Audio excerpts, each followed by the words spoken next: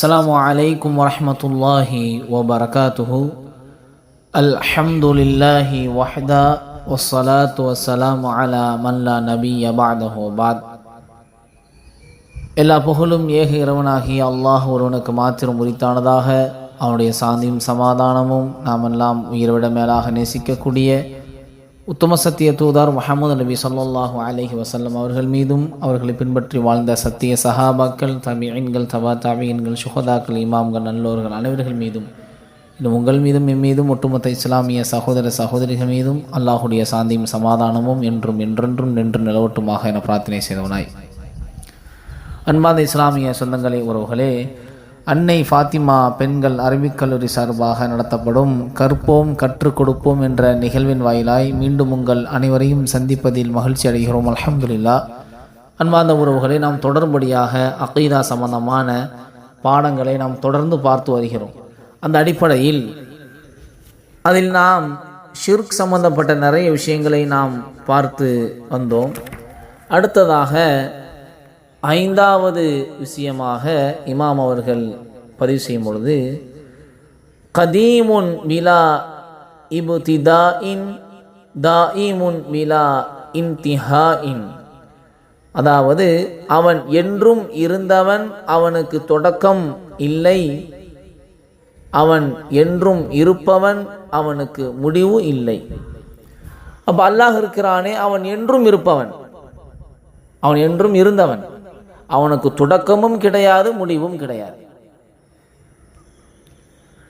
அல்லாஹ் ரப்பூல் ஆலமீன் குர்ஆனில் சொல்லும் பொழுது 57வது அத்தியாயத்தினுடைய 3வது வசனத்தில் அல்லாஹ் சொல்வான், ஹுவல் அவ்வலு வல் ஆஹிரு வல் ஸாஹிரு வல் பாத்தின், அவன்தான் எல்லாவற்றிற்கும் முந்தியவனும் பிந்தியவனும் அவனுமாவான். அவன்தான் எல்லாவற்றிற்கும் முந்தியவனும் பிந்தியவனுமாவான் என்பதாக அல்லாஹ் சொல்வான். ஹதீஸில் வரக்கூடிய செய்தி, யா அல்லாஹ், நீயே முதலானவன், யா அல்லாஹ், நீயே முதலாமவன், உனக்கு முன் யாரும் இல்லை. யா அல்லாஹ், நீயே இறுதியானவன், உனக்கு பிறகு யாரும் இல்லை. இது முஸ்லிமில் 2713வது ஹதீஸாகவும் வருகிறது. அபுதாபில் 505வது ஹதீஸாகவும் வருகிறது. திருமதியில் 3481வது ஹதீஸாகவும் வருகிறது. ஆக இவையெல்லாம் விளக்குவதென்ன? அல்லாஹ் என்றும் இருந்தவன், அவனுக்கு தொடக்கம் கிடையாது என்பதை நமக்கு விளக்குகிறது.